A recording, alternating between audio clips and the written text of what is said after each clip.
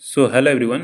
स्वागत है आप सभी का रेलवे स्पेशल मैथ के लेक्चर नंबर 9 में, जहां हम कर रहे हैं एनटीपीसी, आरपीएफ कांस्टेबल और ग्रुप डी के टारगेट करते हुए डेली हम 30 क्वेश्चंस के थ्रू अपने मैथ के सिलेबस को कंप्लीट रिवाइज करते हैं। और अगर आप इसे डेली करते हैं तो आपके मैथ के स्कोर में काफ़ी इंप्रूवमेंट देखने को मिलने वाला है, क्योंकि हम यहाँ पे गुजरते हैं सभी टॉपिक और जितने भी सिलेबस में दिए गए हैं आपके टॉपिक, है ना। तो यहाँ पे देख सकते हैं कि आज का स्लाइड्स है कुछ इस तरह। बहुत सारे कंसेप्ट्स आपको आज देखने को मिलेंगे, बहुत नए कंसेप्ट्स भी हैं यहाँ पे। और इस 1 घंटे के दौरान आपको ये रियलाइज़ होगा कि मेरे मैथ का जितना भी पोर्शन है रिवाइज हो चुका है, और यहाँ से अगर आप रेगुलर करते हैं तो बेनिफिट डेफिनेटली मिलने वाला है। तो चलिए हम चलते हैं, एक एक करके क्वेश्चन डिस्कस करेंगे, और आप जो है नोट करते रहिएगा जो भी चीज़ें आपको मिलेंगे ना। तो यहाँ पे पहला क्वेश्चन आपके स्क्रीन पे कि एक ट्रक 60 किलोमीटर प्रति घंटा की चाल से शहर पी से शहर क्यू तक की यात्रा करता है, और उसी मार्ग से 100 किलोमीटर प्रति घंटा की चाल से शहर पी तक वापस लौटता है।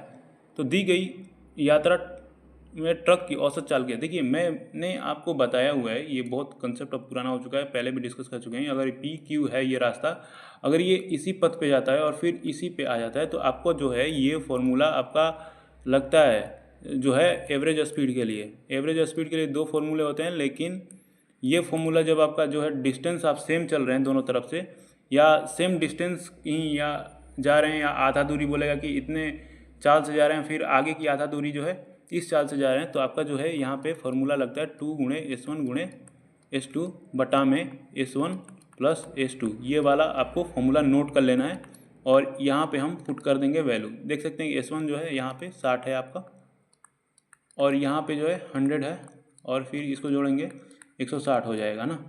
तो ये इससे कट जाएगा, 2 8 16, 3 दूनी के 6, 4 दूनी 4 25, तो आपका जो है 75 यहाँ पे आंसर आ जाएगा।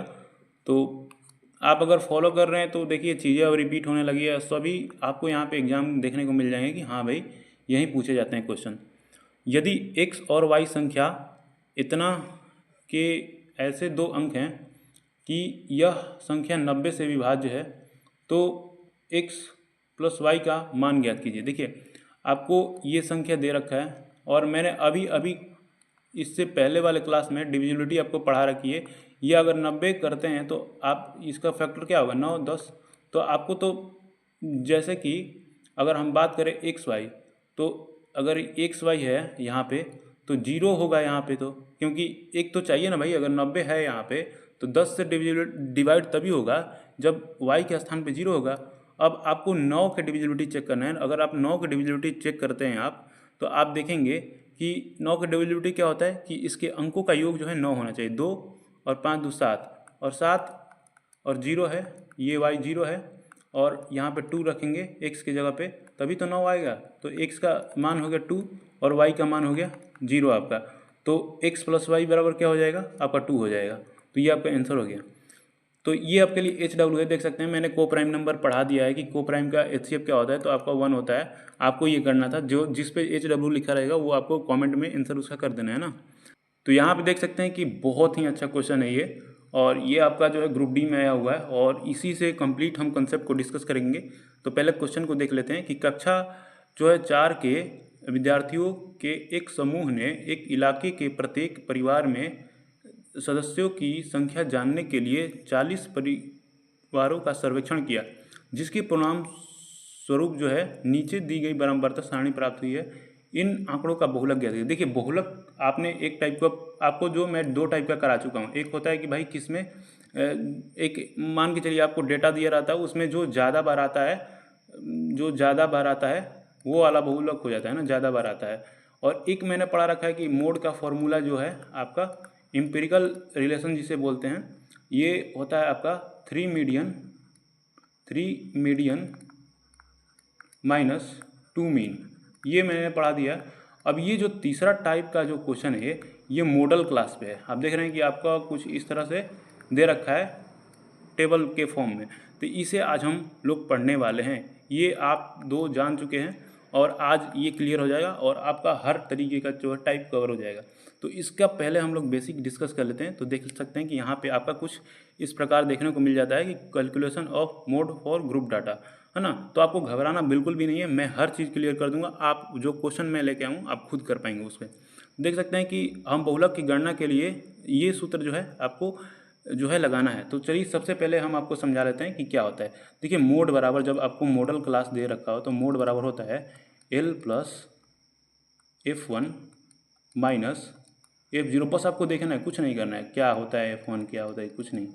2F1 minus F0 minus F2 गुणे आई, या इसे एच भी बोलते हैं। तो ये हो गया आपका फॉर्मूला ये हो गया। एक सेकेंड, इसे हम इरेज करते हैं क्योंकि हमें उसका काम पड़ेगा ना। तो ये आपका हो गया फॉर्मूला।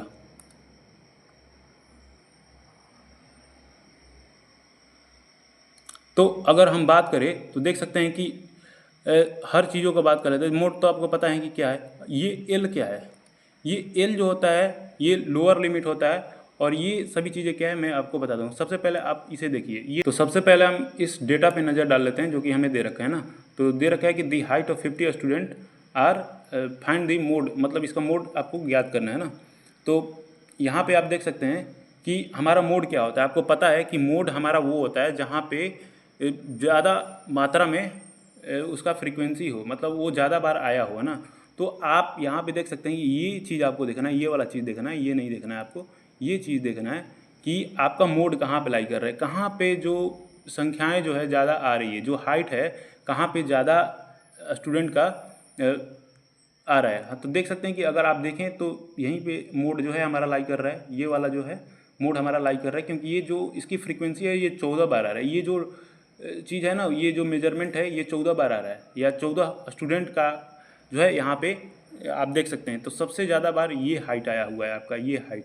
तो ये आपका देख सकते हैं कि ये वाला जो होगा ना, ये आपका F1 होगा, और इससे जस्ट पीछे वाला F0 होगा, और F1 के जस्ट आगे वाला F2 होगा। बस क्लियर हो गया, यही तो था F1 F0 और F2। आपका वैल्यू यहाँ पे सभी चीज़ मिल गया।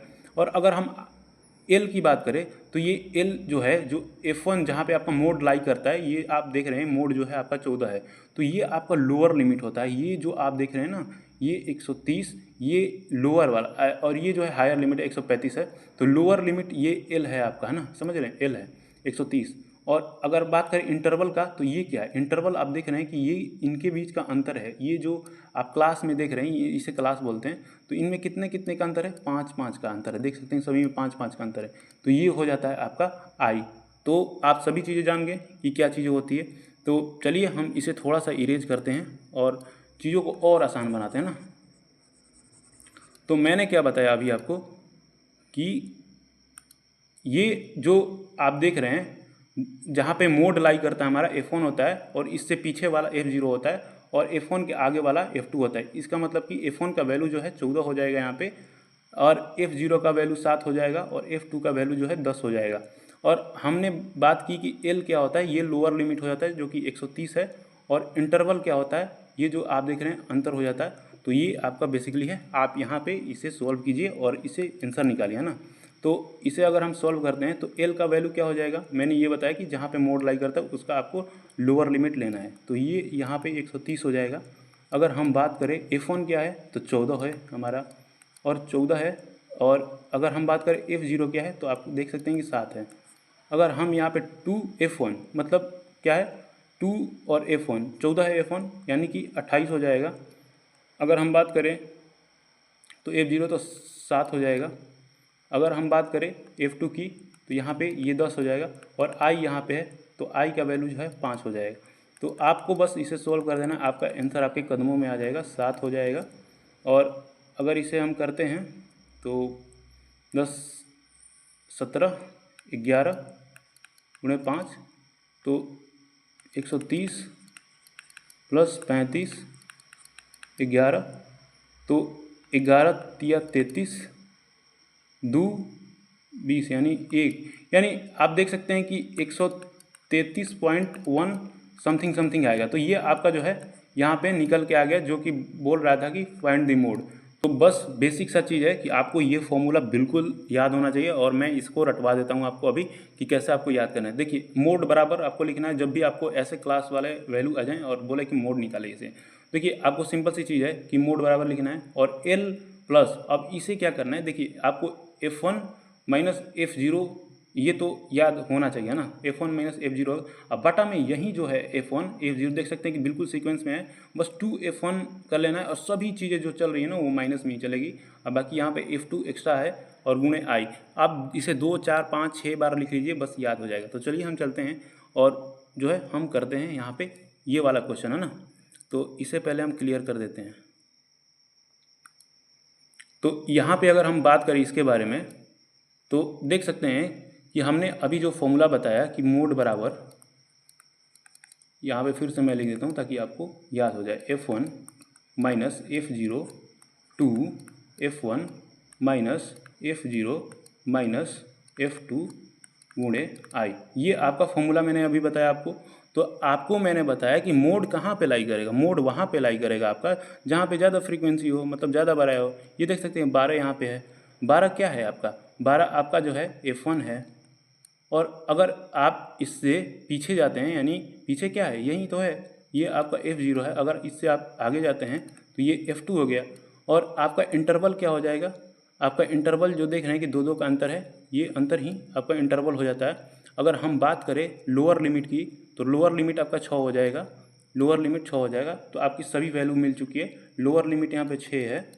और अगर हम बात करें F1 की तो F1 देख सकते हैं कि 12 है, और F0 की बात करें तो ये जो है 8 है आपका।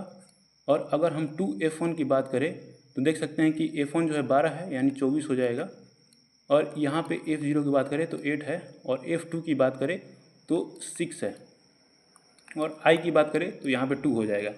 तो बस एक सी चीज़ है कि आपको सोल्व कर देना है और तो कुछ करना है नहीं। 4 हो जाएगा और 8 6 14 यानी 10 हो जाएगा, 2 ये 5 कट जाएगा, और इसे काटेंगे तो 0.8 हो जाएगा, क्योंकि 5 से काट रहे हैं ना, 50 40, तो 6.8 जो है आपका आंसर हो जाएगा, 6.8 आपका आंसर हो जाएगा, है ना, समझ रहे हैं आप। तो यहाँ पे बहुत ही अच्छे से मैंने डिस्कस किया है, और यहाँ पे आपका सारा चीज़ खत्म हो जाता है मोड के बारे में। इस पे क्वेश्चन आएंगे, आप बनाते रहिएगा, और मैं इस पे क्वेश्चन लाऊंगा कल CGL मेंस का, बहुत ही तगड़ा क्वेश्चन लेके आऊँगा। आपको इसे याद करना है, रिवाइज करते रहना है ना, 5-6 बार आपको फॉर्मूला लिख लेना है। तो देखिए ये फिर से आ गया आपके पास क्वेश्चन। मैंने बोला था कि अगर आपको जो दे रखा है A प्लस बी बराबर 90 डिग्री, तो ये आपको बिल्कुल याद रखना है कि जो साइन A है ये कॉस B के बराबर है, और ये जो टेन A है कॉट B के बराबर होगा, ये सेक A है ये कॉसेक B के बराबर दे देगा। तो इसका मतलब क्या है, देखिए यहाँ पे तो ये आपको सिमिलर देखने को मिलेगा, देख सकते हैं जैसे कि सेक यहाँ पे लिखा हुआ है, यहाँ पे सेक लिखा हुआ है, यहाँ पे कोसेक लिखा हुआ है जी, कोसेक लिखा। इसका मतलब ये है कि ये दोनों को आपको जोड़ना है, यहाँ पे जो भी दे रखा होगा, जैसे कि 4A प्लस 3A माइनस 50 बराबर आपको 90 के बराबर में लिख देना है। इसका मतलब यही होता है, आपको जो है ये चीज़ें तो बदलेगी नहीं, लेकिन हाँ ये चीज़ें आपको बदल बदल के देता रहेगा, और आपको जो है इनको जोड़ के, इन दोनों को जोड़ के 90 के बराबर लिख देना है, यानी 4 3 7A, और उधर जाएगा आपको जो है 140 हो जाएगा। A के वैल्यू आपका जो है 7 14 20 हो जाएगा, और यहाँ पे पूछ रहा है कि A प्लस 75 कितना हो जाएगा, यानी 20 प्लस 75 आपका कितना हो जाएगा, 5 7 2 9 95 हो जाएगा। तो आपका 95 यहाँ पे आंसर आ जाएगा। तो ये रिजल्ट जो है आप हमेशा ध्यान रखें, इस पे क्वेश्चन आते रहेंगे, और देख सकते हैं कितने क्वेश्चन बन सकते हैं आपके, है ना। तो यहाँ पे देख सकते हैं कि एक पार्टनरशिप का क्वेश्चन है। तो A और B एक व्यवसाय को क्रमशः इतना रुपये और इतना रुपये निवेश करते हैं, वर्ष के अंत में वे इतना का लाभ कमाते हैं, तो लाभ में B का हिस्सा क्या है। तो मैंने ये बोला है कि जब भी पार्टनरशिप का आपको क्वेश्चन देता है तो वो बस एक ही चीज़ पे चलता है कि प्रॉफिट बराबर होता है इन्वेस्टमेंट इनटू टाइम होता है, और जो प्रॉफिट का रेशियो जो है वो इन्वेस्टमेंट के बराबर होता है, और इन्वेस्टमेंट का रेशियो जो है वो प्रॉफिट के बराबर होता है ना, समझ रहे हैं। तो यहाँ पे आपको इन्वेस्टमेंट दे रखा है, तो भाई जो रेशियो बनाते हैं तो ये 3 0 3 0 खत्म, और 14 3 42 यानी 3, और 14 चौका 56 है ना, समझ रहे हैं, 14 चौका 56। तो ये दोनों का कुल मिला के इतना लाभ आ रहा है, यानी अगर हम जोड़ेंगे इसको 7 का वैल्यू कितना है? 7 का वैल्यू अगर देखेंगे तो 87220, तो हमें बी का ये है आपका निवेश, तो इसी के तो बराबर होगा, तो इसका मान निकालना है आपको। सिंपल सी चीज़ है। आप जो है जितना पेन कम चलाएंगे उतना आपका सही रहेगा ना। 7 एक बार में जाएगा, 7 दूने 14, 7 चौका 28, 4 7 छक 42, 0। अगर हम बात करें 0, 6 चौका 24 और 6 चौका 16, 16 दू 4 छक्के 24, 6 चौका 16 दू 18, 8 4 कहाँ पे आ रहा है? 8 4 यहाँ पे आ रहा है, मार के चलिए। बाकी चलिए हम कर लेते हैं। 4 दूनी 8, 1 9 4, तो 49,840, 49,840 ये आपका आंसर आ गया। तो ये देखिए बहुत ही अच्छा क्वेश्चन है अलजेब्रा का, और बोल रहा है कि यदि 3x - 2y बराबर 10x y बराबर 11, और ये आपका ये दे रखा है। देखिए इससे पहले हम ये क्वेश्चन करें, आपको मैं एक बात याद दिलाना चाहता हूँ कि क्या आपने ये पढ़ा हुआ है x - 1/x बराबर n, और x³ - 1/x³ बराबर n³ - 3n। जी बिल्कुल, ये इसी पे है, ये इसी पे है। अगर मान के चलिए ये तो आपका यहाँ पे आपने पढ़ रखा है, लेकिन कल को अगर आपको दे देता है कि a - b बराबर n दे देगा, तो a³ - b³ कैसे निकालेंगे? देखिए इसको तो ऐसे करेंगे ही करेंगे, n³ - 3n, लेकिन यहाँ पे ये जो a है और b है ये भी गुणा में आएगा। और बेसिक सी बात है कि आप पूछेंगे कि यहाँ पे क्यों नहीं है। देखिए यहाँ पे इसलिए नहीं है ना कि अगर हम यहाँ पे करने जाते वो ये वाला x अगुणे ये वाला 1/x, तो ये तो यहाँ पे कट जाता है, लेकिन यहाँ पे कहाँ कट रहा है? a गुणे b हो रहा है। तो ये देख रहे हैं कि ये आपका क्वेश्चन ये बन गया। आप मान के चलिए कि ये आपका n है और ये आपका निकालना है, ये आपका a - b दे रखा है, तो आपको इसी पर बैठा देना और आपको जो है a³ - b³ निकालना है। तो आप कैसे निकालेंगे? तो मैंने ये बोला कि आपको जो है n³ - 3n तो करना ही है, मतलब 10 का क्यूब माइनस 3 गुणे 10 तो करना ही है, लेकिन सॉरी माइनस तो नहीं करना होता है क्योंकि ये माइनस वाला है ना, तो यहाँ पे आपको एक करेक्शन करना है कि प्लस आता है ना, माइनस वाले में प्लस और प्लस वाले में माइनस आता है। Sorry my mistake. और यहाँ पे प्लस आएगा आपका, तो n³ + 3n, जैसे कि 10 है n, और गुणा में करेंगे तो ये जो है a 3x है और ये जो b है ये 2y है, तो 3x आएगा और यहाँ पे 2y भी आएगा और आपका जो है आंसर निकल के आ जाएगा। तो ये आप देख सकते हैं 1000 होगा यहाँ पे। 3 गुणे 10 गुणे 3 दूनी 6 xy को क्या दे रखा है? 11 दे रखा है। तो क्या हम यहाँ पे सभी वैल्यू मिल चुकी है हमें, तो क्या 36 18 और 180, और 180 से 11 से गुणा करते हैं। तो मैंने बोला है आपको कि गुणा अगर 11 से आपको करना है तो आपको कैसे करना होता है। एक सेकेंड, आपको इतना लेंदी नहीं ले जाना है, मैं लेके जा रहा हूँ, आपको यहीं पे काम खत्म करना था ना।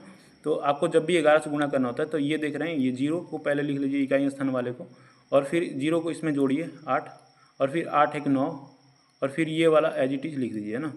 तो आप देखेंगे कि आपका जो है आपका कुछ 2980 आ रहा है। 2980 यहाँ पे आ रहा है आपका। आपने इस क्वेश्चन को समझने में इतना टाइम दिया, बाकी इतना करना नहीं था। आपको ये पता होना चाहिए था कि x - 1/x बराबर n था, तो x³ - 1/x³ बराबर n³ + 3n लिखते हैं हम लोग, तो इसी पे बेस था ये फॉर्मूला, है ना। तो ये वाला आपको रिजल्ट याद रखना है, ये वाला नोट कर लीजिएगा आप जब भी आपको दे रहा। और ये जो है ना आपको इस फॉर्मेट में भी दे सकता है, ये मत समझिए कि ऐसे नहीं। a + b बराबर n, तो a³ + b³, तो आपको ये वाला भी नोट कर लेना, n³ - 3n a गुणे b, है ना। देख लीजिएगा, जगह नहीं है वैसे, है ना। तो ये सभी चीज़ें आप नोट करते चलिए, जहाँ भी आप नोट कर रहे हैं ना, बहुत ही बेनिफिट देने वाला है। ये HW है, आप इसका आंसर बताइए कमेंट में। तो यहाँ पे देख सकते हैं कि बहुत ही अच्छा क्वेश्चन दे रखा है। और हम बात करें तो यदि एक समबहुभुज के प्रत्येक अंतःकोणों का माप 135 डिग्री है, तो उस बहुभुज में भुजाओं की संख्या ज्ञात कीजिए। देखिए अगर आप लेक्चर 1 से प्रोसीड नहीं कर रहे हैं तो बहुत कुछ मिस कर रहे हैं। मैंने बहुभुज को इतना इन डिटेल पढ़ाया है कि वहाँ से अगर कोई भी क्वेश्चन बनता है ना तो आपसे बिल्कुल मिस ही नहीं होगा भाई। ये तो वैसे भी बेसिक क्वेश्चन है, मैंने तो बहुत अच्छे लेवल की चीज़ें कवर कर रखी है, पॉलीगन बहुत ही अच्छे से मैंने कराया है। तो यहाँ पे अगर हम बात करें, देखिए एक बच्चा होगा कि इसे करेगा बहुत फार्मूला वगैरह लगा के, जैसे कि मैंने बताया था कि अगर आपको निकालना हो बहुभुज की संख्या तो n-2 होता है और गुणे 180 जब आपका अंतःकोण दे रखा होता है, और यहाँ पे आपका दे रखा है और प्रत्येक दे रखा है ना, तो प्रत्येक के लिए क्या होता है n होता है और यहाँ पे 135 होता है। मैं आपको एक ऐसा अप्रोच बताऊंगा कि भाई एक होता है कि नॉर्मल बंदा करता है, एक होता है कि भाई मेंटोस वाली ज़िंदगी होती है, वहाँ पे आराम से हो जाती है चीज़ें, कुछ करनी ही नहीं पड़ती है। तो एक बंदा होगा कि ऐसे ऐसे करेगा पूरा, है ना। अगर यहाँ पे काटे तो 5 से काटे तो 36 5 180 होता है, अगर 27 5 135 होता है। अगर 36 को इधर लेके चले जाएँ n-2/n और 27/36, तो 9×3 = 27, 9×4 = 36, उधर कर रहे हैं तो 4n-8 और यहाँ पे 3n, और इधर जाएगा तो घट जाएगा इधर 8 तो आगे आ गया, लेकिन इतना मशक्क़त नहीं करनी थी आपको। देखिए जब भी आपको अंतःकोण दे रखा हो ना तो इसे आपको जो है बाह्य कोण बना लेना होता है। जैसे कि मैं ये बोल रहा हूँ कि आपको मैंने एक प्रॉपर्टी पढ़ाया था कि इंटरनल एंगल और एक्सटर्नल एंगल का योग होता है 180 डिग्री, समझ रहे हैं। तो यहाँ पे मैं इसलिए बता रहा हूँ कि आपके पास दो कंडीशन होते हैं बहुभुज के भुजाओं की संख्या को ज्ञात करने के लिए। एक तो ये वाला होता है कि जब आपके जो है अंतःकोण दे रखा हो, और एक होता है कि जब आपके बाह्य कोण दे रखा हो, जैसे कि 360 बाई, हम लोग क्या करते हैं एक्सटीरियर एंगल, जब आपका जो है एक्सटीरियर एंगल दे रखा हो यहाँ पे एक्सटीरियर एंगल, तो यहाँ पे देख रहे हैं कितना फॉर्मूला एकदम बिल्कुल शॉर्ट है। तो हम इसीलिए हम एक्सटीरियर एंगल को निकाल रहे हैं। यहाँ पे अगर हम बात करें तो इंटरनल एंगल क्या है आपका जो है 135 है, तो हम 180 में से डायरेक्टली घटा देंगे, 135 में से घटा देंगे और ये आपका 45 आएगा, और 45 आएगा तो 360 बटा केवल आपको 45 करना था, 45 चूँकि 100 होती है, 45 बटे 100 360 होता है। तो यहाँ पे देख सकते हैं कितना आ गया, यहाँ पे कितना लोचा लफड़ा करना पड़ा था। तो आपको जब भी अंतःकोण का माप दे तो आपको बाह्य कोण निकाल लेना, जैसे कि 180 में से यहीं से घटाना था आपको 45 मिल जाता, और 360 में से आपको भाग दे देना था इससे 45 से। समझ रहे हैं आप चीज़ों को, क्योंकि मैंने हर चीज़ एक्सप्लेन किया हुआ है। अब हर चीज़ों को बेसिक से ही लेके चलते रहेंगे तो भाई वीडियो तो हमेशा लंबी ही बनती रहेगी, तो इसका कोई फ़ायदा है नहीं। बहुत चीज़ें कवर करनी है हमें, तो आप चीज़ों को देखते चलिए। बिल्कुल एक क्लास से आप स्टार्ट कीजिए अगर आप नए हैं तो। और यहाँ पे देख सकते हैं कि दो कोण पूरक हैं। बड़ा कोण छोटे कोण के माप के 5 गुने से 6 डिग्री कम है, तो बड़े कोण का माप क्या है। तो सबसे पहले कंसेप्ट हम जान लेते हैं। देखिए एक होता है कम्प्लीमेंट्री एंगल और दूसरा होता है सप्लीमेंट्री एंगल, मतलब पूरक कोण, और एक होता है समपूरक कोण। यदि दो कोणों का योग जो है 90 डिग्री हो तो वे पूरक कोण। मान के चलिए दो कोण है, एक अल्फा है और एक बीटा है, तो अल्फा प्लस बीटा बराबर 90 डिग्री हो, तो ये जो है एक दूसरे के कम्प्लीमेंट्री एंगल होंगे। समझ रहे हैं आप। मान के चलिए क्या होगा कि अगर अल्फा बराबर 60 है तो बीटा का कम्प्लीमेंट्री एंगल क्या होगा 30 हो जाएगा, क्योंकि दोनों का योग भाई हमें 90 बनाना है। मान के चलिए आपको अल्फा बराबर 72 दे देगा तो बीटा बराबर क्या करेंगे, आपको 18 करना पड़ेगा, पूछ देगा। ऐसे क्वेश्चन आते हैं कि अगर इसका इतना मान है तो इसका कम्प्लीमेंट्री एंगल क्या होगा, इसका सप्लीमेंट्री एंगल क्या है, ऐसे क्वेश्चन बनते हैं ना। समझ रहे हैं आप चीज़ों को। तो संपूरक कोण क्या होता है, यदि दो कोणों का योग जो है 180 डिग्री हो, वे एक दूसरे के पूरक होते हैं ना। समझ रहे हैं आप। जैसे कि मान के चलिए थीटा दे रखा हो और एक के दे रखा हो, तो इसका 180 डिग्री होना चाहिए। समझ रहे हैं आप। यहाँ पे देख सकते हैं कि अगर कोण 43 डिग्री है तो इसका पूरक जो है 47 डिग्री, क्योंकि पूरक क्या होता है भाई 90 डिग्री बनाना होता है। अगर आपको जो है पूरक दे रखा हो 47 डिग्री तो समपूरक क्या होगा, यहाँ पे आप देख सकते हैं कि अगर आप 90 डिग्री जोड़ देंगे, हाँ, तो आपका जो है 137 आ जाएगा। तो ये आपका कोण दे रखा होगा 43 और इसका समपूरक आपका 137 होगा। तो आप चीज़ों को समझ रहे हैं, चीज़ों को बिल्कुल अच्छे तरीके से। तो यहाँ पे बस इतना ही समझना था आपको कि जो पूरक कोण है उसका दो कोणों का योग जो है 90 डिग्री होता है, और समपूरक कोण का दो कोणों का योग 180 डिग्री होता है। बस इतना ही समझना था। अगर ज़्यादा समझ नहीं आ रहा है तो बिल्कुल मत समझिए। यहाँ पे चलते हैं। तो दो कोण पूरक हैं, यानी इनका जो है कोण का योग 90 डिग्री का होगा। बड़ा कोण छोटे कोण के माप के 5 गुने से 6 डिग्री कम है। तो यहाँ पे अगर हम बात करें जो छोटा कोण है यानी स्मॉल और बिग मान लेते हैं, तो ये जो है x है स्मॉल वाला, तो ये 5x माइनस 6 है, समझ रहे हैं, 5 गुने से 6 कम है। तो अगर हम बात करें, हमने अभी बोला कि इन दोनों कोणों का योग जो है कितना होगा, 90 डिग्री होगा। तो 6x अगर इधर करेंगे तो ये चला जाएगा इधर, 96 बनाएगा, 16 छक्का 96 हो जाएगा। तो बड़े कोण का माप क्या हो जाएगा, तो बड़े कोण का माप ये देख सकते हैं, ये है ना बिग वाला, तो इसका क्या हो जाएगा 16 पच्चे 80, 80 माइनस 6 करेंगे तो आपका कितना हो जाएगा 80 माइनस 6 यानी 74 हो जाएगा आपका आंसर। तो ये वाला आपका आंसर हो गया। आई होप आप समझ रहे होंगे चीज़ों को। तो ये सभी चीज़ें आप नोट करते चलिए भाई। तो यहाँ आप देख सकते हैं कि आपके सामने है कि रवि और कुमार एक असाइनमेंट पर काम कर रहे हैं। रवि को कंप्यूटर पर 32 पृष्ठ टाइप करने में 6 घंटे लगते हैं, जबकि कुमार को 40 पृष्ठ टाइप करने में जो है 5 घंटे लगते हैं। दो अलग अलग कंप्यूटरों पर एक साथ मिलकर काम करने में 110 पृष्ठों असाइनमेंट टाइप करने में कितना समय लगेगा। तो ये देखिए हम पहले भी कर चुके हैं। अगर रवि की बात करें, इसकी इफिशियंसी क्या होगी, 32 पृष्ठ टाइप करने में 6 घंटे लगते हैं, तो 1 घंटे में कितना टाइप करेगा 32/6 यानी 16/3 इसकी इफिशियंसी होगी इतने। और कुमार की बात करें हम, तो कुमार जो है 40 पृष्ठ जो है 5 घंटे में, यानी 1 घंटे में कितना टाइप करेगा 5/40 है ना। तो अब 110 टाइप करना है इनको एक साथ मिलके, तो इनके दोनों की इफिशियंसी को जोड़ देंगे। और अगर हम बात करें तो यहाँ पे 110 8 3 के 24 या 40 हो गया, और 3 को ऊपर भेज देंगे तो यहाँ पे आपको देखने को मिल जाएगा ये कुछ इस प्रकार। तो ये ऐसे हो गया, तो देखेंगे तो 4/32 और 1/33। तो देखिए 8 घंटा तो इधर यहाँ पे हो रहा है, लेकिन 1/4 इसे भी मिनट में बदलने के लिए आप 60 से गुणा करेंगे तो 15 चौका 60, यानी कि 8 घंटे 8 आवर और 15 मिनट लगेंगे आपको। समझ रहे हैं चीज़ों को, बिल्कुल समझ रहे होंगे, 8 घंटे 15 मिनट। यदि कोई चक्रवृद्धि ब्याज पर 10 वर्षों में स्वयं की दोगुनी हो जाती है, तो यह राशि समान दर पे कितने वर्ष में 16 गुनी हो जाती है। भाई ये क्वेश्चन बहुत पूछा गया, इसीलिए मैं लेता हूँ उसे। देखिए यहाँ पे 2 गुनी बोल रहा है, और यहाँ पे 16, 2 का कितना पावर होता है, 2 का पावर 4 हो जाता है। तो इसी 4 में इसे 10 को जो है आपको गुणा कर देना होता है, यहीं पर इसका खेल खत्म होता है। मैं क्या बोल रहा हूँ, अगर आपको टाइम दिया रहे और इधर गुना आपको लिख लेना है ना। देखिए टाइम बोल रहा है कि 10 वर्ष है आपका, और ये 2 गुना होता है। अब बोल रहा है कि कितने बाद 16 गुना हो जाएगा, ये 16 गुना हो जाएगा। ये कितना है, 2 का पावर 4 है 16। तो ये इसको आपको इसी में जो पावर होता है इसी में गुणा कर देना होता है, जो कि 40 हो जाता है ना। समझ रहे हैं चीज़ों को। तो प्रथम 30 प्राकृतिक संख्याओं का औसत कितना है।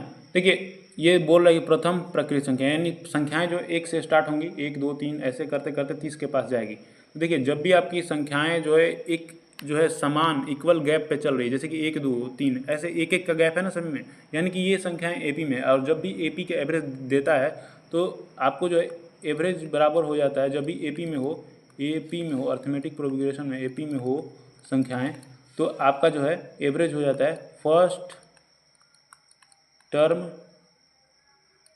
प्लस लास्ट टर्म बटा में 2। आपको ये लिखना है, तो आपको यहीं से करना था। 1 से स्टार्ट होता है और लास्ट यहीं पे हो रहा है, यानी 30 1 31 बटा में 2, यानी कि कितना हो जाएगा 15.5 हो जाता है। ये आपका ख़त्म हो जाता है। बाकी बहुत लोग अपना फार्मूला भी चलाते रहते हैं। भाई ये है मेंटोस ज़िंदगी है ना, ये मेंटोस ज़िंदगी है, बिल्कुल आराम का मामला है। और यहाँ पे n/n+1/2 करते, फिर आपको औसत निकालना है तो फिर ये करते और फिर क्या करते कि 30 है 31 है, आना वही है, लेकिन कौन कितना फास्ट कर रहा है इस पर डिस्कस करते हैं। देखिए आप थोड़ा सा इग्नोर कर सकते हैं बैकग्राउंड साउंड का ना। किसी वस्तु पर कर में 10% की कमी की जाती है, लेकिन उसकी खपत में 20% की वृद्धि हो जाती है, तो इससे प्राप्त कर राजस्व में कितने प्रतिशत। देखिए जो राजस्व होता है यहाँ पे आपको बेसिक सी चीज रेवेन्यू जो होता है, रेवेन्यू ये 2 चीज़ों का प्रोडक्ट होता है, ए गुणे बी। मतलब देखिए आपको यहाँ पे कुछ भी दे देता है, जैसे कि यहाँ पे बोल रहा है कि कर में टैक्स दे दिया ना, कमी की जाती है, तो खपत कंजम्पशन दे दिया। तो यहाँ पे आपको रेवेन्यू बराबर आपको कल को प्राइस भी दे सकता है, प्राइस गुणे सेल्स दे सकता है। तो आप बस इतना रख लीजिए कि ये जो रेवेन्यू होता है ना, ये दो चीज़ों का प्रोडक्ट होता है, बस आप इतना याद रखिए। देख सकते हैं कि आपको जो है यहाँ पे मान के चलिए इसे कर को ए मान लेते हैं और इसे जो खपत को बी मान लेते हैं। तो ये अगर ए की बात करें तो ये जो है 10 से 9 हो गया, और बी जो है आपको 20% का वैल्यू क्या होता है 1/5, यानी 5 से 6 हो गया, 5 से 6 हो गया। तो ये जो है आपका रेवेन्यू निकल के आएगा। मैंने अभी बताया ना, रेवेन्यू बराबर होता है दो चीज़ों का प्रोडक्ट होता है। तो ये 50 हो जाएगा यहाँ पे, और यहाँ पे 54 हो जाएगा। तो आपको बताना है कि कितना प्रतिशत की वृद्धि हुई। 4 की वृद्धि हुई, 4 की वृद्धि हुई 50 पे, यानी कि 50 दूनी के 100, यानी कि आपका 8% आंसर आ गया है ना। समझ रहे हैं चीज़ों को, नोट कर लीजिए। कोई धनराशि साधारण ब्याज की किस वार्षिक दर पे 8 वर्षों में स्वयं की दोगुनी हो जाए, यानी एक रही होगी 2 हो गई, यानी 1 का ब्याज मिला है, एक 8 वर्षों में 12.5, इतना ही करना था आपको, ज़्यादा कुछ करना नहीं था। देखिए मैं यहाँ पे बेसिक डिस्कस कर रहा हूँ कि पी जो है यानी 1 रही होगी और ये जो है 2 हो जाती है, यही बोल रहा है।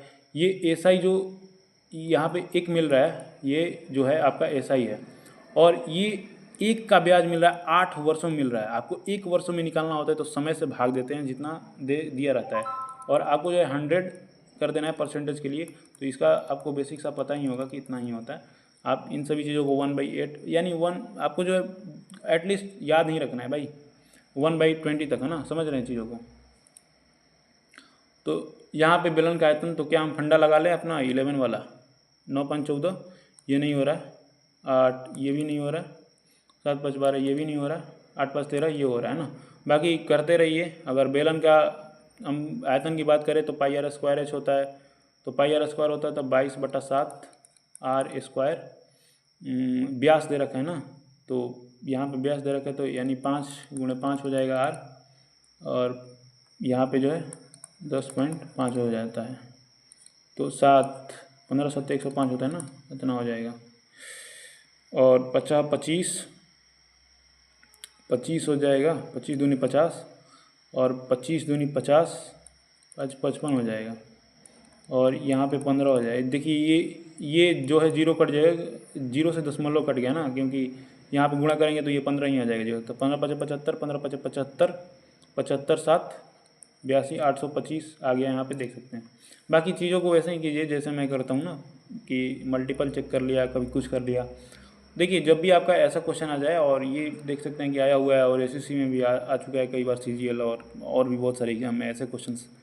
तो यहाँ पे जब भी आपको ऐसा देखने को मिलता है कि यहाँ पे एक माइनस है, बाकी चीज़ें प्लस में चल रही है, जो बड़ी वैल्यू यहाँ पे आती है इसका डबल कर देंगे, यानी 8 हो जाएगा, और ये जो है माइनस में आ जाएगा। यानी मैं ये बोल रहा हूँ कि वाई का पावर 8 हो जाएगा, और एक्स का पावर 8 माइनस वाई का पावर 8 हो जाएगा। समझ रहे हैं?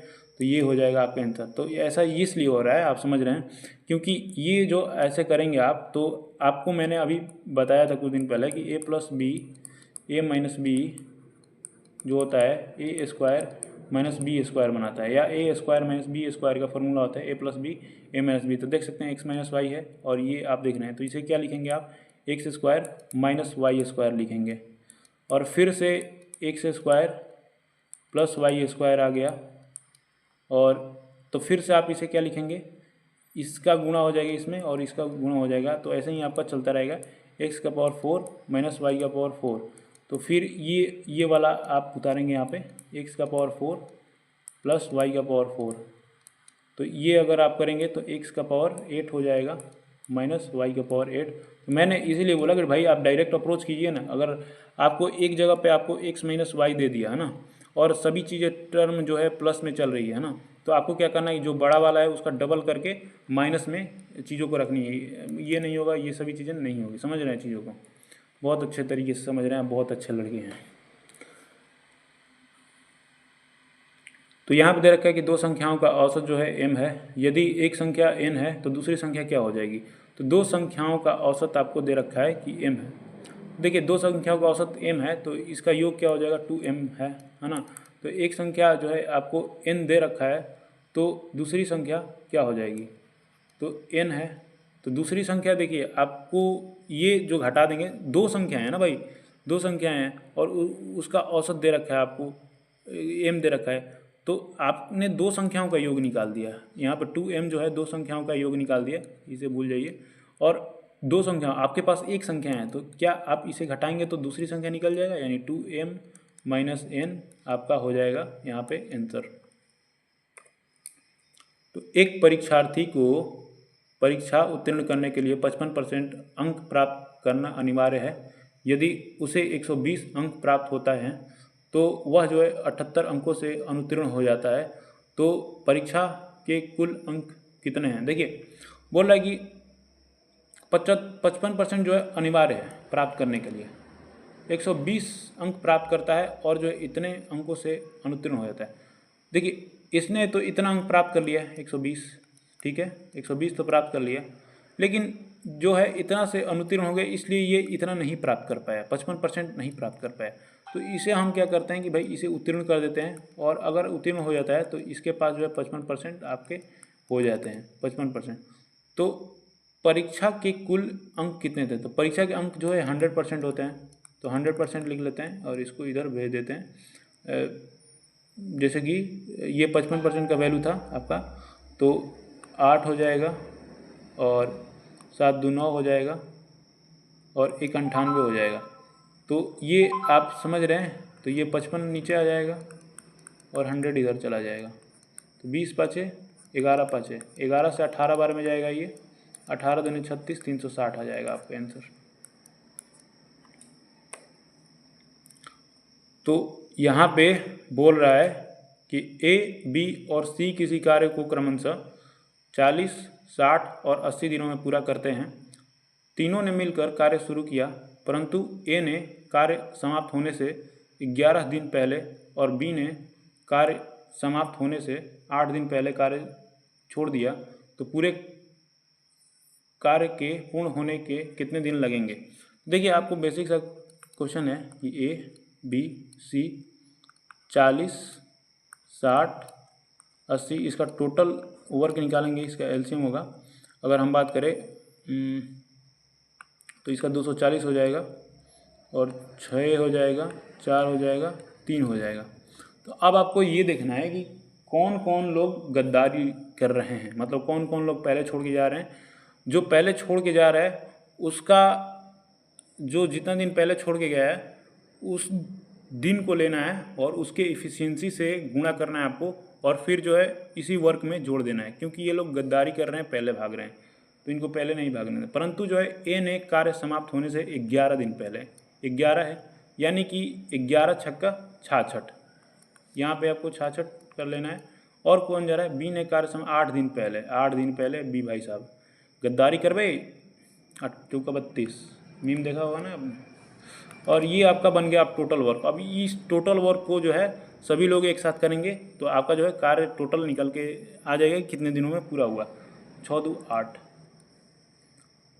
6 3 9 4 13 और 2 1 3, तो 6 4 10, 3 13, तो आपका जो है 13 दूनी के 26, 13 6 78, 26 दिन। तो यहाँ पे देख सकते हैं कि बोल रहा है कि 12.5 प्रति वर्ग मीटर की दर से एक कमरे पर फर्श बनाने की कुल लागत जो है 3675 है। यदि चौड़ाई और लंबाई का अनुपात जो है 2:3 है तो लंबाई ज्ञात कीजिए। देखिए सबसे पहले मैं आपको एक सिचुएशन देता हूँ, आप उस सिचुएशन को बताइएगा। देखिए आपको जो है संतरे खरीदने हैं ना, मैं आपको 100 रुपये दे रहा हूँ और बोल रहा हूँ कि भाई संतरे जो मार्केट में प्राइस चल रहे हैं उसके 5 रुपये पर संतरे मिल रहे हैं आपको। तो आपको जो है संतरे लाने हैं, टोटल कितने संतरे लेके आएंगे आप? तो आप अपने माइंड में जो है कैलकुलेशन करेंगे और जो है 100 से 5 से भाग देंगे 100 में और बोलेंगे कि हाँ भाई 20 संतरे तो आएंगे मेरे, 20 संतरे निकल गए मेरे। तो यहीं पे आपको बोल रहा है कि देख सकते हैं कि यहाँ पे आपको फर्श बनाने की कुल लागत दे दिया और आपको दे दिया कि भाई 1 वर्ग मीटर जो है लागत जो है इतना है ना, और ये टोटल लागत है। तो पूरा जो फर्श का जो क्षेत्रफल होगा वो कितने वर्ग मीटर का होगा, तो आपको निकालने के लिए 3675 में 12.5 से भाग देना होगा। तो चलिए पॉइंट को काटते हैं और यहाँ पे 10 लगा देते हैं। देखिए आपको जब भी चीज़ें कॉम्प्लिकेटेड लग रही है तो उसको जो है फैक्टर कर लीजिए। जैसे कि मैंने बोल दिया कि यहाँ 5 एक ही होता है, 5 5 5 कर लिए, 5 दूनी 10 हो गया, 5 से करेंगे इसे तो 5 सत्ते 35, 5 15, 50 25 है ना। 5 से करेंगे, 5 एक बार में जाएगा 2, 5 का 20, 5 सत्ते 35, यानी कि 7 दूनी 14, 4 दूनी 8 एक 9, ये 294। देखिए 294 आपका जो है पूरा लंबाई मिल गया आपको, चौड़ाई और लंबाई दे रखा है। तो आप क्या करेंगे, क्षेत्रफल 2, इसको x मान लेंगे 2x और इसे 3x मान लेंगे। तो 2x गुणे 3x आपको कितना दे रखा है, 294 दे रखा है। आपको जो है लंबाई ज्ञात करना है, यानी कि आपका जो है 3x का वैल्यू चाहिए। तो चलिए हम देख लेते हैं। अगर यहाँ पे करते हैं तो 6x² हो जाएगा, और 294 करेंगे यानी काटना पड़ेगा आपको यहाँ पे। 6 चौका 24, 24 हो गया, और 5 9 54, और x का वैल्यू आपका जो है 7 हो जाएगा, क्योंकि ये यहाँ पे रूट लगा देगा। तो आपका जो देख सकते हैं कि आपको लंबाई बोला है, यानी 70 का 21 हो जाएगा आपका। तो आपका आंसर जो है ये हो जाएगा। बहुत अच्छे तरीके से कर लिए आप। इस पैटर्न को समझ जाइए कि जब भी आपको ऐसा सिचुएशन देता है तो आपको वहीं अप्रोच लगानी है, संतरे वाली। तो यहाँ पे देख सकते हैं कि बोल रहा है कि 2 स्थानों के बीच रेल, बस और हवाई किराए का अनुपात जो है 5:8:12 है। उनके बीच यात्रा करने वाले यात्रियों की संख्या का अनुपात इतना इतना इतना है। एक यात्रा हेतु परिवहन के इन साधनों के लिए एक दिन में एकत्रित कुल किराया इतना है। तो हवाई यात्रियों से एकत्र किया गया कुल किराया कितना है। देखिए आपको जब भी ऐसा क्वेश्चन देता है ना, तो आप एक बार कीजिए कि ध्यान दीजिए कि क्या पूछ रहा है। हवाई यात्रियों से, हवाई का किराया क्या है, हवाई का किराया आपका जो है 12 दे रखा है ना, और आपका जो है हवाई वाला किराया यहाँ पे 5 दे रखा है। 12 5 60, यानी इसका प्रोडक्ट चाहिए हमें। तो 60 का जो मल्टीपल दिख रहा है हमें यहीं दिख रहा है। तो बेसिकली हम इन सभी क्वेश्चन में करते क्या हैं, देख सकते हैं कि आपका जो है रेल दे रखा है, बस दे रखा है, और जो एरोप्लेन दे रखा है। तो यहाँ पे इनका तो किराए का अनुपात दे रखा है 5 8 12, और यहाँ पे यात्रियों को दे रखा है 3 4 5, और ये जो आपको दे रखा है ये टोटल दे रखा है। तो आप क्या करेंगे भाई, आप मान के चलिए आप जा रहे हैं अपने फैमिली के साथ जा रहे हैं, यानी 3 लोग हैं, तो आपको जो है 3 टिकट चाहिए होगा। तो ये 3 टिकट चाहिए होगा, 3 लोग हैं, और 3 टिकट का प्राइस जो है आपका, एक टिकट का प्राइस जो है आपका 2 रुपये है। तो 3 दूनी के 6, 36 18 प्रोडक्ट हैं तो करेंगे। तो हम यहाँ पे क्या करें, प्रोडक्ट करेंगे, 5 15 करेंगे, 8 चौका 32 करेंगे, 12 5 60 करेंगे, और यहाँ पे 5 2 7, और 6 3 9 1 10, 107 का वैल्यू आप देख सकते हैं कि यहाँ पे 107,000 दे रखा है, यानी कि 1000 दे रखा है। आपसे पूछ क्या रहा है एरोप्लेन का, यानी कि आपका जो है 60,000 हो जाएगा। देखिए मेंटोस वाली ज़िंदगी ये थी, और ये है गधों वाली ज़िंदगी। तो देख सकते हैं कि कौन आपको अच्छा लगता है, चीज़ें है ना, समझ रहे हैं। तो यहाँ पे आपको ये सिचुएशन दे रखा है कि यदि 1 square plus 2 square plus 3 square ये दे रखा है कुछ, इसका वैल्यू यहाँ पे दे रखा है आपको जो है ये दे रखा है। सबसे पहले हम यहाँ पे चीज़ें थोड़ी सी डिस्कस कर लेते हैं ना। देखिए अगर 6 का स्क्वायर दे रखा है तो क्या हम 3 स्क्वायर गुणे 2 स्क्वायर लिख सकते हैं। आप बोलेंगे कि कैसे लिख सकते हैं भाई, इसका कोई प्रूफ है। देखिए हम प्रूफ दिखाते हैं। 6 का स्क्वायर मतलब क्या है, 6 गुणे 6 है ना। तो यहाँ पे 3 गुणे 2 होगा एक 6 का, यहाँ पे 3 गुणे 2 हुआ। तो ये देख रहे हैं कि ये एक मिल के 3 स्क्वायर बना रहा है, ये एक मिल के 2 स्क्वायर बना रहा है। तो मैंने यही तो बोला भाई, और कुछ थोड़े बोला। तो इसे क्लियर करते हैं। तो ये देख रहे हैं कि ये कुछ दे रखा है मामला, इसको आपको ज्ञात करना है। तो चलिए देखिए हम यहाँ से 3 स्क्वायर कॉमन लेते हैं, तो यहाँ पे 1 स्क्वायर बनेगा, यहाँ पे 2 स्क्वायर बनेगा, 6 स्क्वायर है, मैंने अभी बोला कि ये लिखा जा सकता है। वैसे ही 3 स्क्वायर एंड सो ऑन, और यहाँ पे 14 स्क्वायर है। क्या कुछ आपको पैटर्न ऑब्जर्व हुआ? जी बिल्कुल, ये देख रहे हैं 1 स्क्वायर से लेकर 14 स्क्वायर, 1 स्क्वायर से लेकर, तो कुछ नहीं करना था, 3 का 9, और इसी को तो गुणा कर देना था, 10 15, 9 5 45, 9 4 13, 1 9 91 35, 91 35। देख रहे हैं कितने अच्छे से क्वेश्चन कर पा रहे हैं हम लोग। राणा जी हैं यहाँ पे और रणवीर के बीच एक चुनाव में राणा को कुल वोट 40% प्राप्त हुआ, वह जो है 60,000 मतों से हार गया। और चुनाव में रणवीर को प्राप्त हुए कुल मतों का संख्या ज्ञात कीजिए। देखिए मैंने ये बोला था कि आपको जब भी बोल रहा है कि हार जीत हुआ है और एक का परसेंटेज दे रखा है, तो वो जो है आप 50 बेस मान के कीजिए, यानी कि यहाँ पे आपको जो है 40% दे रखा है, तो यहाँ पे 10% कम है, 10 में 2 से गुणा कीजिए, यानी 20 हुआ आपका। 20 का वैल्यू यहाँ पे दे रखा है कि इतना है भाई, 60,000 है, यानी कितना है 3,000। 3,000 एक का वैल्यू कितना है 3,000, यानी इसे अगर राणा जी को 40% मिला है, यहाँ पे दे रखा है कि राणा जी को 40%, यानी इसे 60% मिला होगा। और एक का वैल्यू जो है 3,000 है, तो 1% का वैल्यू जो है 3,000 है, 60% का कितना हो जाएगा, यानी 18,000 हो जाएगा आपका, मतलब यही हो जाएगा जो भी हो, 18,000 या 18 लाख ऐसे ही कुछ आएगा, देख लीजिए कैलकुलेशन ना। बाकी यहाँ पे दे रखा है कि 2020 में गांव डी की जनसंख्या इतना थी और 2020 में ए की जनसंख्या कितनी थी। इन 6 गाँव की कुल जनसंख्या 100, यानी ये टोटल 100% दे रखा है। और डी का जनसंख्या क्या दे रखा है, डी का भाई साहब जनसंख्या दे रखा है 8%, यही दे रखा है ना। 8% का वैल्यू क्या था, 10,5,0। ए का पूछ रहा है ना, ए किधर है भाई, ए 12, यानी 12% का आपको पूछ रहा है, तो डायरेक्टली निकालना होता है, आपको कुछ नहीं करना होता है ना।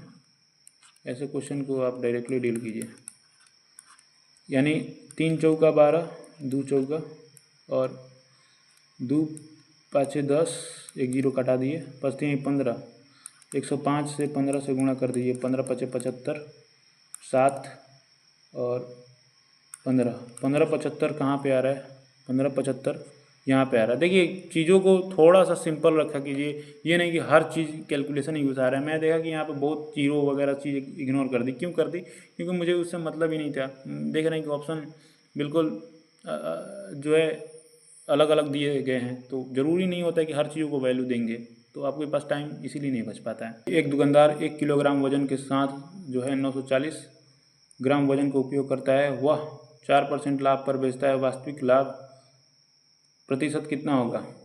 तो यहाँ पे अगर हम बात करें तो देख सकते हैं कि जब भी ऐसा क्वेश्चन आएगा फॉल्टी वेट वाला या डिसऑनेस्ट सेलर का, तो आपको क्या करना है कि देखिए दुकानदार जो होगा वो नीचे होगा, दुकानदार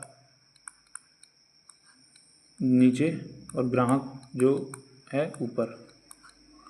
मैं ये बोलने की कोशिश कर रहा हूँ कि दुकानदार जो चीज़ें ग्राहक को बेचेगा तो ग्राहक वाला ऊपर लिखा जाएगा, जो भी प्रॉफिट होगा, जो भी चीज़ होगा वो ग्राहक के पास लिखा जाएगा, और दुकानदार वाला जो भी अपना खरीद के ला रहा है वो दुकानदार के पास लिखा जाएगा। तो आप क्वेश्चन से समझिए। और फॉल्टी वेट हमेशा जो है ना 940 दे रहा है ना, तो ये नीचे रहेगा, और जो 1 किलोग्राम है जो दे रहा है वो ऊपर रहेगा। मैं ये बोलना चाहता हूँ कि 940 यहाँ पर नीचे रहेगा और 1,000 ये जो है ऊपर रहेगा।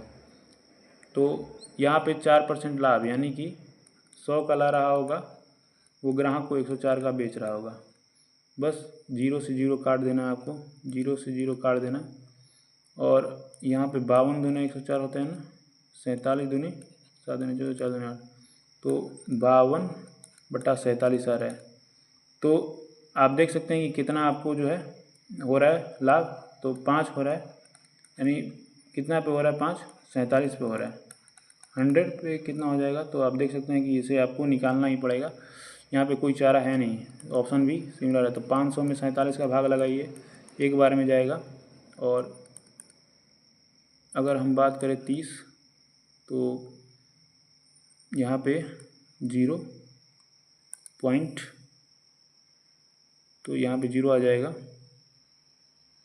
तो कितना हो जाएगा। अगर हम बात करें तो 300 के पास कैसे जा पा रहे हैं, 6 चौका 24, यानी कि अगर देखेंगे तो ये 9 तो ज़्यादा निकल जा रहा है, 360 चला जा रहा है, यहीं पे निकल पा रहा है, तो ये आपका आंसर हो जाएगा। तो आपको ऐसे ही क्वेश्चन को डील करना है। तो यहाँ पे देख सकते हैं कि एक क्वेश्चन है, तो यहाँ पे देख सकते हैं कि क्वेश्चन में बोल रहा है कि 5 महिलाएं और 9 लड़कियाँ 9 दिनों में कुल जो है इतना अर्जित करती है, जबकि 9 महिलाएं 16 लड़कियाँ 14 दिनों में इतना अर्जित करती है। तो 12 महिलाएं और 7 लड़कियां मिलकर 13 दिनों में कितना अर्जित करेंगी। देखिए मैंने पिछले लेक्चर में ये बोला था कि जब भी आपको कुछ इस प्रकार का सिचुएशन दे, तो आपका जो काम या जो रुपए होते हैं ना वो नीचे आते हैं, बाकी सभी चीज़ें ऊपर होते हैं। तो 5 महिलाएं यानी 5 फीमेल और 9 गर्ल, ये जो है 9 दिनों में कुल जो है आपका 18,720 कमा रही है। और जो है जबकि 9 महिलाएं, 9 फीमेल जो है और 16 लड़कियां, 16 गर्ल 14 दिनों में कुल 52,080 कमा रही है। तो देखिए यहाँ पे तो आप कैलकुलेशन से बच नहीं सकते हैं, आपको करना ही पड़ेगा। तो 0 से 0 काट देते हैं। अगर आप काटने जाएंगे तो 7 दूनी का 14, इसे 2 से काटेंगे 26,004 हो जाएगा। ये 9 से कट जाएगा क्या, 9 दूनी 18, 9 दूनी 18, 0 9 8 72, 208 हो गया। अगर हम बात करें तो 70 का 21, 7 49 कट जाएगा 7 से, आई थिंक 70 का 21, 5 7 7 49, 7 दूनी 14। तो ये देख सकते हैं कि ये भी कट गया। और यहाँ पे 4 से तो कट ही रहा है, 4 5 20 और 52 चौका हो गया ना, और 4 से ये भी कट जाएगा, 4 9 36, 1 3 12 है ना, तो यही होगा ना। तो देख सकते हैं कि कुछ इस प्रकार आपको देखने को मिला। कैलकुलेशन काफ़ी लेंदी है इसका। तो आपको क्रॉस मल्टीप्लिकेशन करना होगा, 93 गुणे 5 F और 93 गुणे 9 G, और इधर अगर हम करें 52 गुणे 9 F प्लस 52 गुणे 16 G। तो बचते 15, 5 9 45, 1 46 F और 29 27, 9 81 और 80 G हो गया ना। और अगर 9 दूनी 18, 9 5 45, 1 46 F, 16 दूनी 32, 16 5 80, 3 83 G।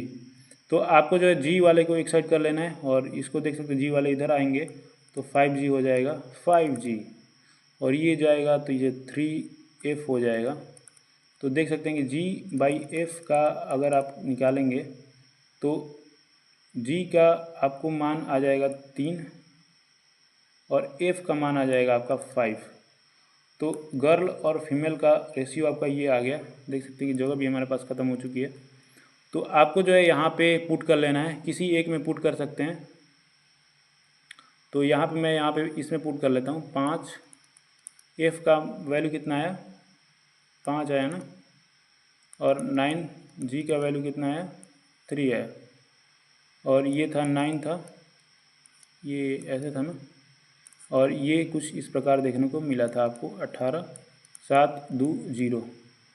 तो ये तो इसको आपको इसके बराबर रखना है, 12 महिलाएं और 7 लड़कियां, 12 महिलाएं मतलब महिलाएं क्या थी, फीमेल थी ना, और 7 लड़कियां, 7 गर्ल्स यानी 3, आपको जो है 13 दिनों में, देख सकते हैं रेड से जो लिख रहा हूँ ये है, ये 100 रुपये कमाएगी। तो ये आपका कैलकुलेशन बनता है यहाँ पे आके बहुत ही धाकड़ तरीके से।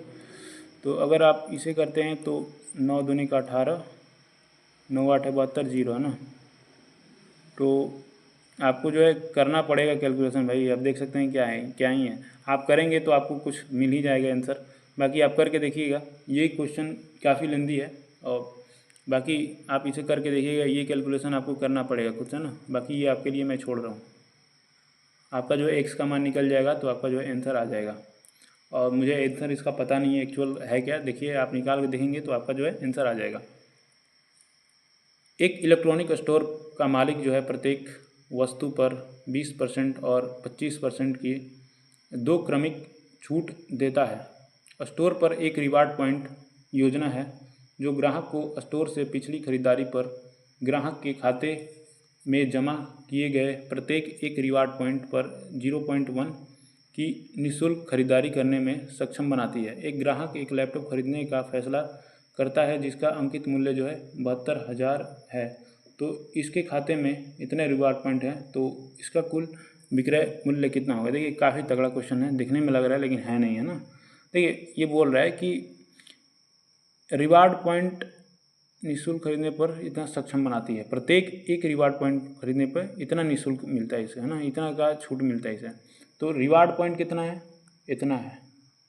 तो रिवार्ड पॉइंट को अगर 28,500.1 से करेंगे तो आपको एडिशनल जो 285 रुपये की छूट मिलेगी, आपने निकाल लिया। बाकी छूट कितनी है, 20% की है, और ये जो है 25% की है। चलिए हम चलते हैं, 72,000 इसका अंकित मूल्य है। आपको छूट जो है देख सकते हैं कि 1/5 है तो 4/5 यहाँ पे, और ये 25% 1/4 है तो 3/4 आपका देखने को मिल जाएगा। और ये 285 एक्स्ट्रा और एडिशनल डिस्काउंट्स हैं। 4×5 20 हो गया, तो एक जीरो कट जाएगा, 3600 हो जाएगा, 2 से कट जाएगा ना 3600। और अगर हम बात करें तो 4×3 12 हो जाएगा, बरछक 72 हो जाएगा, बरती 36, यानी ये इतना हो जाएगा कुछ इस प्रकार। और 285 इसमें से घटा देंगे, आपका आंसर मिल जाएगा आपके पास 5, और ये 1 हो जाएगा। और ये अगर बात करें तो 9 हो जाएगा, 915 इसी में आ रहा है, 42 915 हो जाएगा आपका आंसर। तो काफ़ी अच्छा क्वेश्चन था। तो एक वृत्त के केंद्र से उसकी 40 सेंटीमीटर लंबी जीवा पर 15 सेंटीमीटर की लंब खींचा गया है, तो वृत्त की त्रिज्या ज्ञात कीजिए। तो देखिए वृत्त पहली बार आया तो इसका जो है दिल खोल के स्वागत करना चाहिए। ये तो वृत्त, क्योंकि वृत्त बहुत इंपॉर्टेंट चैप्टर होता है ना, अभी पहली बार हम लोग इसे डिस्कस करने वाले हैं और काफ़ी इन डिटेल लेके जाएंगे इसे। चलिए आपके यहाँ पे मैं एक स्लाइड क्रिएट कर लूँ, और स्लाइड क्रिएट है पहले से। देखिए मैं बहुत चीज़ें डिस्कस करूँगा, इसलिए इसके लिए तो पहले आपको चाहिए कि यहाँ पे मैं आपके लिए एक वृत्त बनाऊँ। देख सकते हैं कि ये एक वृत्त है ना, आपको पता है नहीं पता है कोई मतलब नहीं, क्योंकि बहुत लोग ऐसे होंगे जिनको पता नहीं होगा, तो हम लोग एकदम बिल्कुल जीरो से लेके चलेंगे ना। ये अगर आप देखते हैं तो ये वृत्त होता है, और ये इसमें जो है इसके केंद्र से जो गुजरता है ये डायमीटर है ना, केंद्र से ही गुजरना चाहिए। तो ये आपका डायमीटर है, डायमीटर को जो है डी से हम लोग रिप्रेजेंट करते हैं, और यही डायमीटर जो है आपका ये आधा कर दिया जाए तो इसे हम रेडियस बोलते हैं, जो कि डायमीटर का आधा होता है। तो इसे हम ये भी बोल सकते हैं कि आर जो होता है वो डी, जो कि डायमीटर है, इसका आधा होता है, डी है ना। अगर हम बात करें और तो इसका वृत्त का एरिया जो होता है आपको पता होगा कि πr² होता है, और इसका परिमाप पेरीमीटर की बात करें तो 2πr होता है। अगर हम यहीं पे बात करें कि जो सेमी सर्कल होता है, जो अर्धवृत्त होता है, जैसे कि अर्धवृत्त कैसे बनेगा, ये आपका जो है यहाँ पे नहीं बना रहा हूँ मैं, यहाँ पे बना रहा हूँ, अर्धवृत्त है। ये जो है सेमी सर्कल है, सेमी सर्कल। तो इसका एरिया क्या हो जाएगा, बेसिक सी चीज़ है कि πr² बट्टा में 2 हो जाएगा। इसका जो है रेडियस ये हो गया आपका, ये रेडियस हो गया, ये भी रेडियस हो गया, और इसका पेरीमीटर हो जाता है πr + 2r। ये नोट कर लीजिए, आपको मुझे लगता है कि नहीं पता होगा इसका रेडियस पेरीमीटर। अगर हम बात करें और कुछ इम्पोर्टेंट रिजल्ट के बारे में, तो ये आपको ये देख सकते हैं कि ये अगर सर्कल है तो ये जो आप देख रहे हैं तो ये कॉर्ड हैं, जीवा बोला जाता है, जीवा होता है, जीवा। अगर यही जीवा जो है सेंटर से होकर गुजर जाती है तो सबसे बड़ी जीवा जो होती है वो व्यास होती है। तो ये पूछ लेता है कि सबसे बड़ी वृत्त में सबसे बड़ी जीवा जो होती है उसे क्या बोलते हैं, उसे व्यास बोलते हैं। तो अगर हम बात करें फिर से, तो यहाँ पे अगर हम बात करें तो जैसे कि सेमी सर्कल में बना कोण, अर्धवृत्त में बना कोण, ये जो देख रहे हैं ये जो है मैं व्यास डिजाइन कर रहा हूँ, और ये जो है यहाँ पे गया और ये यहाँ पे। तो अर्धवृत्त में ये जो कोण बन रहा है ये 90 डिग्री का होता है। तो इसे आपको याद रखना है, क्योंकि बहुत ही इंपॉर्टेंट रिजल्ट है। क्योंकि आपको जो है ये इन दोनों में से कोई एक दे देता है, जैसे कि मान के चलिए ये दे दिया 30 दे दिया और इसका पूछ लिया तो आपको जो है 90 में से घटा देना, तो इसका 60 आ जाता है। ऐसे ही ये आपको दे देगा कि 50 है तो इसको 90 में से घटा देंगे तो ये आपका जो है 40 आता है। तो काफ़ी इंपॉर्टेंट रिजल्ट है ये। और अगर हम यहाँ पे बात करें तो ये सर्कल है। अब अगर हम बात करें, ये एक कॉर्ड दिया गया है और बोल रहा है कि ये जो है सेंटर है वृत्त का और सेंटर से इस पर परपेंडिकुलर यानी लंब डाला गया है। तो ये जो है लंब इसे 2 बराबर भागों में डिवाइड करेगी। मेरा मतलब ये है कि अगर ये टोटल आपका जो है 2a है, टोटल इसकी लंबाई जीवा की 2a थी, तो ये a होगी, ये a होगी। मतलब आप मान के चलिए टोटल इसकी लंबाई 10 थी तो इसका 5 बटेगा, इसमें 5 बटेगा। तो अगर हम बात करें तो ये जो है आपका जो है त्रिज्या हो जाएगा r, ये जो है r हो जाएगा त्रिज्या, समझ रहे हैं। और अगर हम फिर से कुछ और इम्पोर्टेंट चीज़ डिस्कस करें वृत्त के बारे में, तो यहाँ पे अभी हमने कॉर्ड देखा, तो ये अगर एक कॉर्ड है जीवा, ये सेंटर है, ये इससे सेंटर पे कोण जो थीटा बना है, तो इसी जीवा से इसके जो परिधि है इस पे जो कोण बनता है ये जो है आपका θ/2 होता है। मान के लिए ये 60 दे देगा ना, यहाँ पे 60 दे दिया तो ये 60/2 30 हो जाएगा इसका रिजल्ट, है ना, समझ रहे हैं।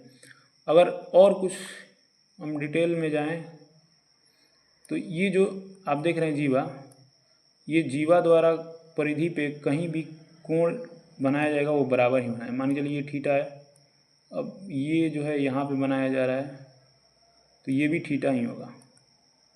तो मुझे लगता है कि आपको बहुत सारी चीज़ें के बारे में आइडिया हो चुका है। अब जो बेसिक से क्वेश्चन आते हैं ना वो आप कर सकते हैं। बाकी सर्कल बहुत ही वास्ट टॉपिक है और इसके क्वेश्चन मैं लाते रहूँगा क्योंकि यहाँ पे अभी हमने इंट्रोड्यूस किया इसे, बाकी हम बाद में डिस्कस करेंगे। चलिए हम चलते हैं क्वेश्चन के पास, आप खुद से कर पाएंगे।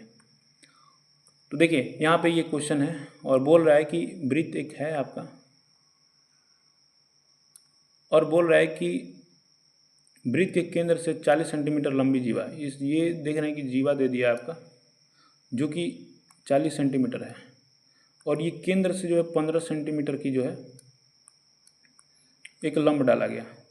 तो आपका जो त्रिज्या, तो मैंने बोला कि भाई ऐसा सिचुएशन दे रहा है तो ये त्रिज्या आपका r हो जाएगा और ये आप देख रहे हैं कि इसका 40 है तो ये 20 हो जाएगा और ये 20 हो जाएगा। तो हमें इस वाले 20 से मतलब है।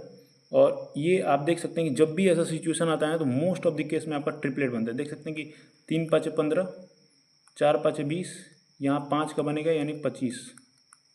अगर आपको पता नहीं लग रहा है 25 पता नहीं लग रहा है तो आपको बेसिक सा क्या करना है कि आपको अगर r ज्ञात करना है तो इसका आपको क्या करना था, 15 का स्क्वायर करना था, आपको 20 का स्क्वायर करना था, आपका जो है r निकल के आया था 225, 400,